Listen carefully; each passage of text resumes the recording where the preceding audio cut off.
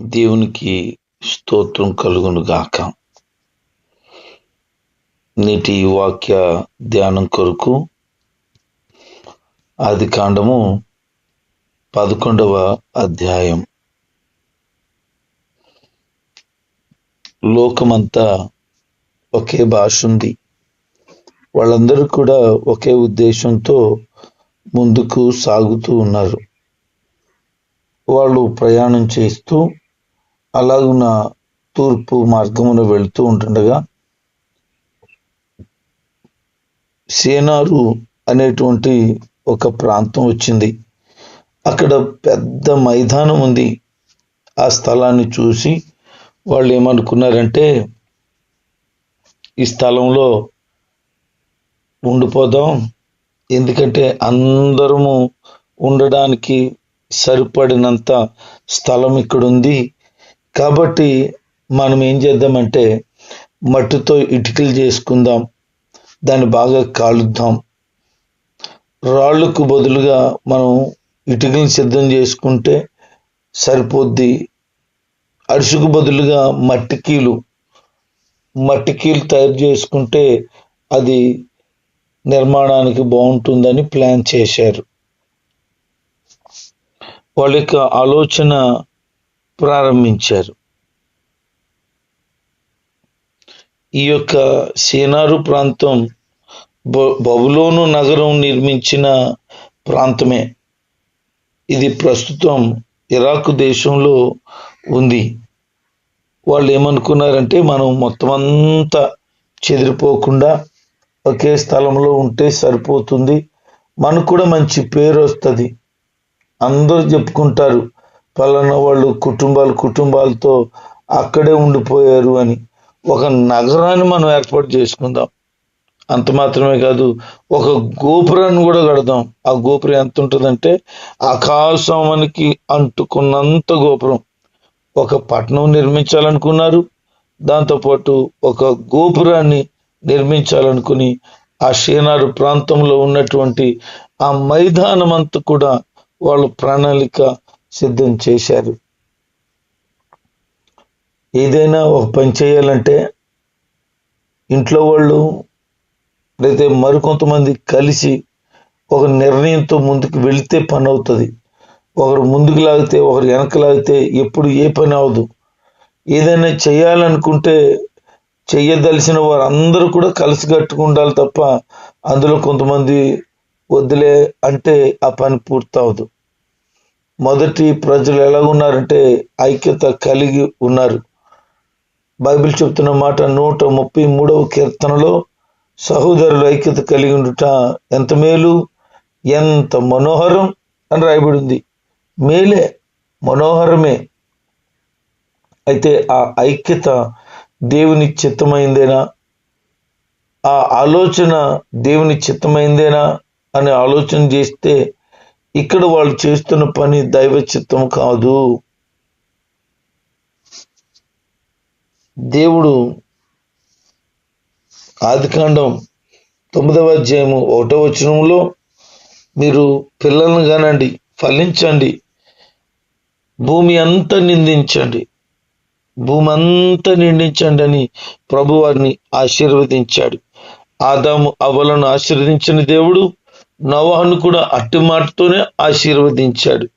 అయితే దేవుని యొక్క మాటకు విరుద్ధంగా వారేమనుకుంటున్నారంటే, మనం ఇక్కడే ఉందాం, ఒక నిర్మాణం చేసుకుందాం అని వాళ్ళు ఆలోచన చేశారు. ఆయనకు వ్యతిరేకంగా బాబేలు అనేటువంటి నిర్మాణం ప్రారంభించబడుతుంది.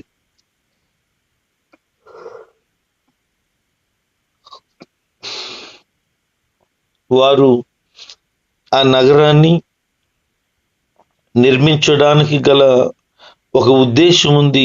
అదేంటంటే అహంభావం, గర్వం. మేమే,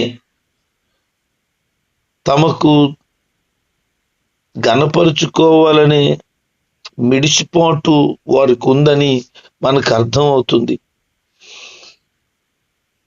ఎప్పుడైతే గర్వం ఉంటుందో అక్కడ నాశనం ఉంటుంది.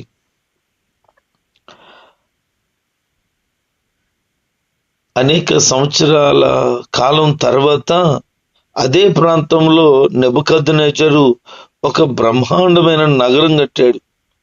తన శక్తుల గురించి అతను బడాయిలు చెప్పుకోవడానికి ఇది కారణమైంది. దానియేలు గ్రంథం 4:30 మాటలు మనకు కనబడుతుంది.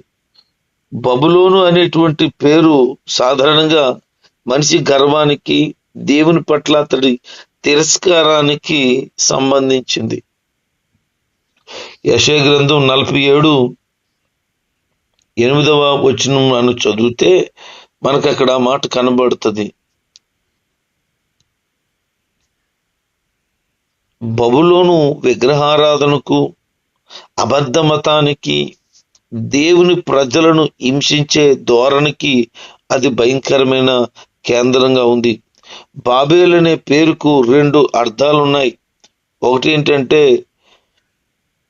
దేవుని ద్వారం అని మాట్లాడతారు.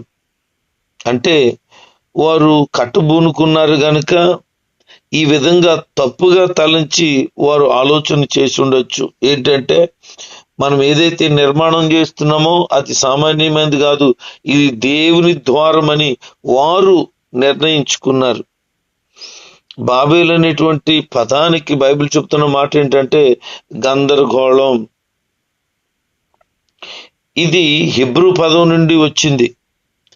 దేవుని ద్వారం మనుషులు గొప్ప చెప్పుకున్నది దేవుని దృష్టిలో కేవలం గందరగోళంగా ఉందంతే. మానవుడు సాధించాలని గర్వపడుతున్న వాటన్నిటినీ దేవుడు వారికి నాశనం చేసే గర్వాన్ని బట్టి మట్టిపాలు చేసేస్తాడని మనకు అర్థమవుతుంది. అందుకని ఎప్పుడు కూడా గర్వపడొద్దు. దేవుని వాక్యంలో సెలవిస్తుంది. సామెతల గ్రంథం 15:25 గర్విష్ఠుల ఇల్లును ఆయన పెరికి వేస్తాడు. నువ్వు ఎప్పుడైతే గర్వంతో ఉన్నావో నువ్వు నాశనం అవుతావు అనేది వాస్తవం. గుర్తుపెట్టుకో. నువ్వెవరైనా, ఎంతటి వ్యక్తివైనా, అసలు ఈ మానవులు నిర్మిస్తున్నటువంటి నిర్మాణం చూడాలని దేవుడు ఆలోచన కలిగి ఉన్నాడు. ఆదికాండం 18:21 చూస్తే సొదొమ గొమొర్రాలు కలిగినటువంటి భయంకరమైన పాపాన్ని కూడా దేవుడు వచ్చి చూడాలనుకున్నాడు. దేవుడు వచ్చి చూడాలా? అక్కడ ఉంటే కనబడదానికి అంటే దేవుని యొక్క సంకల్పాన్ని, దేవుని ఉద్దేశానికి వ్యతిరేకంగా వాళ్ళు చేస్తున్న పని, వాళ్ళు గొప్ప చేసుకుంటున్న పని దగ్గరకు వచ్చి చూడాలని అనుకున్నాడు దేవుడు. ఆయన ఇష్టం, ఆయన చిత్తం. ఆయన ఉంటే ఉన్న స్థలంలో నుంచి అంతా చూడగలడు, వచ్చి చూడాల్సిన పని లేదు. కానీ ఆయన దిగి వచ్చి చూడాలనుకున్నాడు. ఆయన నిర్ణయాన్ని ఎవరు కాదనలేరు. వచ్చి చూచిన తర్వాత దేవుడికి ఒక ఆలోచన వచ్చింది. నేనేమో భూమిని నిండించండి, ఫలించండి, అభివృద్ధి చెందండి, విస్తరించండి అని చెప్తే వీళ్ళు ఒకే స్థలంలో ఉండి పట్టణాన్ని, గోపురాన్ని కట్టుకుంటున్నారు. వీళ్ళు అనుకున్నది సాధించేస్తారు. ఎందుకనంటే వాళ్ళందరూ ఒకటే మాటతో ఉన్నారు, అనుకున్నది సాధించేస్తారు. దేవుడు ఇలాగ అనుకున్నాడు. లేదు, వీళ్ళందరూ కూడా నా చిత్తం జరిగినవి కూడా చేసేస్తున్నారు గనక వీళ్ళని తారుమారు చేసేద్దాం, గందరగోళం చేసి పారేద్దాం అని దేవుడు ఆలోచన చేశాడు. ఆ గందరగోళం యొక్క ఉద్దేశం వెనకాల 2 కారణాలు ఉన్నాయి. ఒకటి ఏంటంటే భూమిని నిండించి ఫలించి అభివృద్ధి చెందండి అని చెప్పిన దేవుని మాట నెరవేర్చబడాలి. రెండోది, వారు గర్వంతో నిర్మాణం చేస్తున్నారు గనక ఆ నిర్మాణం దేవుని చిత్తం కాదు, అందుకే అది నాశనం అవ్వాలి. ఆ 2 కారణాలను బట్టి దేవుడు ఒక ఆలోచన కలిగి ఉన్నాడు. వారి భాషలను తారుమారు చేసేసాడు.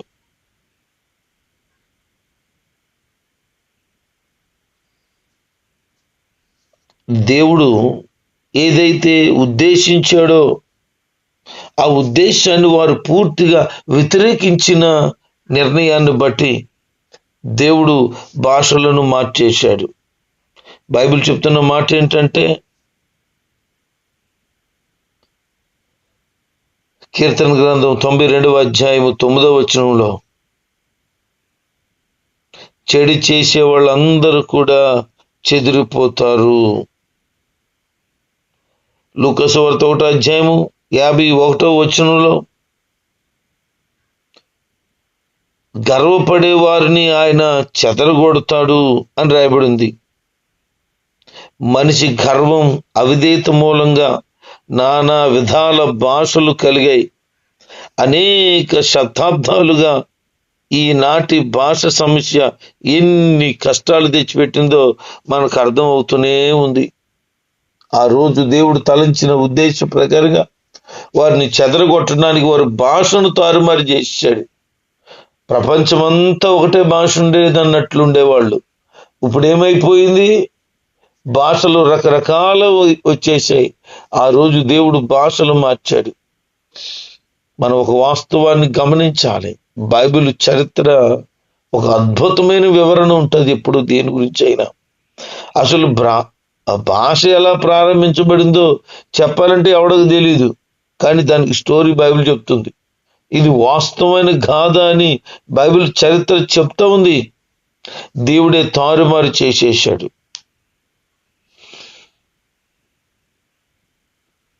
వాళ్ళందరూ అక్కడి నుంచి చెల్లాచెదురైపోయారు.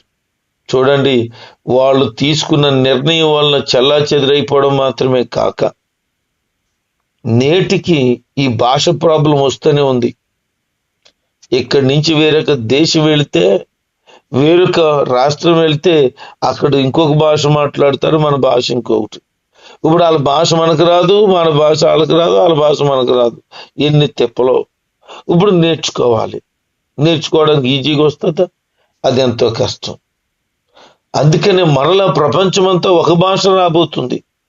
బైబిల్ చరిత్ర ప్రకారంగా అంతిమ దినమున, అనగా ఆయన చెప్పిన సూచనలు జరిగే కాలము సమీపించుతుండగా ప్రపంచమంతా ఒకటే భాష ఉండాలని, బహుశా ప్రపంచమంతా ఉండేటువంటి ఒకే భాష ఇంగ్లీష్ అయి ఉండొచ్చు అని ప్రజలు అభిప్రాయపడుతున్నారు. ఎందుకనంటే ఎక్కడికి వెళ్ళినా ఇంగ్లీష్ మాట్లాడాల్సి వస్తుంది. ఇంగ్లీష్ ఉంటే ప్రపంచంలో ఏ మూలకన్నా వెళ్ళొచ్చు అని ఒక అభిప్రాయం ఉంది. మన దేశమే కాదు, చాలా దేశాలు వారి స్వభాషతో పాటు ఇంగ్లీష్ కూడా నేర్పిస్తున్నారు. కనుక ప్రపంచమంతా ఒకటే భాష అయిపోబోతుంది. ప్రపంచమంతా ఒకటే కరెన్సీ అయిపోబోతుంది. అది ఏదైనా ఉండొచ్చు. బిట్ కాయిన్ అని కొంతమంది అభిప్రాయపడుతున్నారు. దైవ చిత్తంలో అంతిమ క్రీస్తు అడుగుపెట్టిన తర్వాత ప్రపంచం అంతటినీ ఒకటే భాషతో వాడు ఏలబోతున్నాడు. ప్రపంచమంతా ఒకే కరెన్సీతో వాడు రాజ్య పరిపాలన కొనసాగించబోతున్నాడు. అంటే దైవ చిత్తం నెరవేర్చబడే సమయం ఆసన్నం అవుతుంది. చెల్లా చెదరగొట్టినటువంటి ఉద్దేశం మరలా ఒకటే భాష ప్రపంచానికి అయినప్పుడు మరలా అపవాది అయినటువంటి సాతాను గర్వాంధుడై వాడు రెచ్చిపోబోతున్నాడు. మరలా నాశనం రాబోతుంది. దైవ చిత్తంలో ఎవరైతే ఉంటారో వారు తప్పించబడి, రక్షించబడి, క్షేమము కలిగిన వారిగా నిత్యత్వపు ప్రభు సన్నిధిలో ఉండబోతున్నారు. అందుకనే ఆ నిత్య రాజ్యం కొరకు ఎప్పుడూ మనం ఆత్మ సంబంధంగా సిద్ధబాటు కలిగిన వారమై ఉండాలి.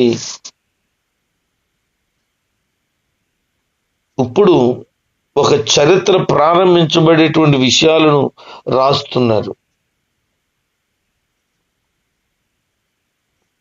ఏంటి ఈ చరిత్ర ప్రారంభించబడేటువంటిది అనంటే, షేము సంతానము నుంచి అబ్రహాము రావడం.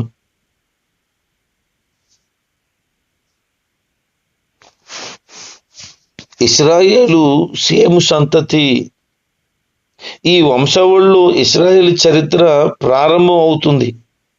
బైబిల్లో ఇటు తర్వాత ఎక్కువ భాగం ఈ ఇశ్రాయేలు చరిత్రే కనిపిస్తుంది. మానవాళ్ళు మరొకసారి రెండు భాగాలయ్యారు. ఒకటేంటంటే దేవుడు లోకానికి గొప్ప సంగతులు నేర్పించడానికి షేము సంతతి వారిని ఎన్నుకున్నాడు. అన్ని జాతులు కూడా గొప్ప దీవెనలు కలగాలని దేవుని ఉద్దేశమైంది. ఇలాగున 2 భాగాలుగా డివైడ్ అయిపోబోతున్నారు. ఒకటి దేవుని చేత ఎన్నుకోబడిన వారు, మరొకరు ఎన్నుకోబడిన వారి వలన ఆశీర్వదించబడేవారు. అలాగున షేము సంతతిలో నుండి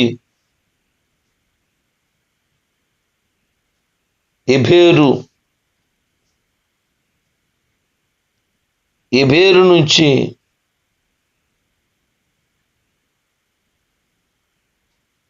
నాహోరు నుంచి అలాగున కొంచెం ముందుకు మనం చూస్తే తెరాహు. ఈ తెరాహులో నుంచి కొడుకులు కూతుళ్ళు వచ్చారు. ఈ తెరాహులో నుంచి అబ్రహాం, నాహోరు, హారాను జన్మించారు. ఈ తెరాహు కల్దీలు అనేటువంటి దేశంలో ఊరు అనేటువంటి పట్టణంలో నివసించారు. వారు బబులోను దేశంలో ఒక పెద్ద పట్టణం అది. వారు చంద్రదేవతను ఆరాధన చేస్తూ ఇతర విగ్రహాల పూజలకు బాగా కేంద్రంగా ఉన్న స్థలం అది. యెహోషువ గ్రంథం 24వ అధ్యాయం 2వ వచనంలో ఆ మాటలు మనం గమనించగలుగుతాం. మన పూర్వీకులైనటువంటి అబ్రహాము, నాహోరు తండ్రి అయిన తెరాహు యూఫ్రటీసు నది అవతల కాపురం ఉండేవారు. వారు ఇతర దేవుళ్లను కొలిచేవారు అని బైబిల్ చరిత్ర చెప్తా ఉంది. ఈ అబ్రహాము యొక్క సహోదరులు నాహోరు, హారాను. ఈ యొక్క తెరాహుకు పుట్టిన ఈ 3 కొడుకులు కూడా వివాహం చేసుకున్నారు.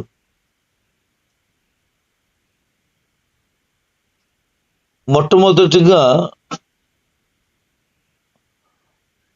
హారానుకు వివాహం అయినట్లు కనబడుతూ ఉంది. అతనికి లోతు అనే అబ్బాయి పుట్టాడు. అయితే వాళ్ళు నివసిస్తున్నటువంటి దేశంలో వాళ్ళ నాన్నగారి కంటే ముందే చనిపోయాడు. చిన్న కొడుకు ముందే చనిపోయాడు. తర్వాత నాహోరు వివాహం చేసుకున్నాడు. అబ్రహాం కూడా వివాహం చేసుకున్నాడు. నాహోరు ఎవరిని పెళ్లి చేసుకున్నాడు అని అంటే హారాను కుమార్తెను పెళ్లి చేసుకున్నాడు. అంటే తమ్ముడు కూతుర్ని పెళ్లి చేసుకున్నాడు. ప్రస్తుతం మన విధానములు ఇది తప్పే గాని ఆ దినాల్లో అలాగే పెళ్లిళ్ళు జరిగాయి. అబ్రహాం ఏమో తన తండ్రికి 2 భార్యలుంటే 2వ భార్య కూతురుని పెళ్లి చేసుకున్నాడు. అంటే సహోదరి అవుతుంది. అది అప్పుడు జరిగింది అలాగున. అయితే బైబిల్ చెప్తున్న మాట ఏంటంటే తెరాహుకు 70 సంవత్సరాలు వయసు వచ్చేంత వరకు సంతానం లేదు. ఆ తర్వాత ఈ 3 కొడుకులు పుట్టారు. అబ్రహాము భార్య అయినటువంటి షారాయి కూడా గొడ్రాలిగా ఉంది. ఆమెకు సంతానం లేదు. తెరాహు ఏం చేశాడనంటే అబ్రహాముని తన చిన్న కుమారుడు యొక్క కొడుకైన లోతును తీసుకొని మనం కల్దీరు ఊరికి వెళ్ళిపోదాం, కనానుకు బయలుదేరదామని అతను బయలుదేరి హారాను అనేటువంటి స్థలానికి వచ్చి అక్కడ కాపురం పెట్టాడు. అక్కడ కొన్ని దినాలు ఉన్న తర్వాత అబ్రహాము తండ్రి అయినటువంటి తెరాహు మరణించాడు. మనం ఒకటి గమనించాల్సింది ఏంటి అని అంటే వాళ్ళు ప్రయాణం సాగుతూ ఉన్నారు. ఈ యొక్క హారాను ప్రస్తుతం ఎక్కడుందంటే టర్కీ దేశంలో సిరియా సరిహద్దుకు దగ్గరగా ఉన్న ఒక పట్టణం. ఆ రోజుల్లో ఉండేటువంటి ఆ పట్టణాలన్నీ కూడా బైబిల్లో వాస్తవంగా చెప్తున్నాయని నేటి చరిత్ర కూడా రుజువుగానే ఉంది. ఇదేదో కల్పితమో అబద్ధమో బూటకమో కాదు. ఎవరో ఏదో చెప్పారు, ఏదో జరిగింది, అది నిజమో కాదో అనేది ఏం లేదు. పూర్తిగా చరిత్రకు ఆధారమైనటువంటిది. ఎందుకంటే ఇది నిజంగానే ఇవన్నీ జరిగాయి గనక. కల్పించిన కథ కాదు బైబిల్, అంటే వాస్తవంగా జరిగినది బైబిల్. ఈరోజు మనం ఒక ఆత్మీయమైన విషయాన్ని తెలుసుకోవాలి. ఏంటి అని అంటే, దేవుడు ఎన్నుకున్న వ్యక్తి నోవాహు. నోవాహులో నుంచి షేమును దేవుడు ఎన్నుకున్నాడు. అతనులో నుంచి తెరాహును ఎన్నుకున్నాడు. తెరాహులో నుంచి అబ్రహాముని ఎన్నుకున్నాడు. ఆ అబ్రహాము వంశములో నుండి దావీదుని ఎన్నుకుంటే దావీదులో నుంచి యేసుక్రీస్తు వచ్చారు. దేవుడు మనల్ని ఎన్నుకున్నవాడైతే, నువ్వు దేవుని చేత ఎన్నిక చేయబడిన వ్యక్తివైతే, నీ జనములు దీవెనకరంగా మార్చబడతాయి. నీవు తరతరాలకు ఆశీర్వాదకరంగా మార్చబడతావు. నీ జీవితంలో ఎన్ని రకాల శోధనలు, కీడులు కలిగినా, ఎన్ని నష్టాలు వచ్చినా, నీ యొక్క ఎదుగుదలను, నీ నడిపింపును, దేవుని చిత్తాన్ని ఎవ్వరు కూడా గెంటివేయలేరు. నీ పట్ల దేవుడు ఉన్నతమైన ప్రణాళిక కలిగి ఉన్నాడు. ఈ మాటలు వింటున్న నిన్ను ఆయన చిత్తంలో నడిపించి, నువ్వు దీవెనకు, ఆయన సమాధానానికి, ఆయన చిత్తానికి వారసుడిగా, వారసురాలుగా నిన్ను నడిపించబోతున్నాడు. ఆయన చిత్తానికి లోబడి ఆయనకి విధేయత చూపించి ఆయన మార్గంలో సాగుతూ నమ్మకంగా ఉండండి. దేవుడి మాటలు మన వెనుకని దీవించును గాక. ఆమేన్.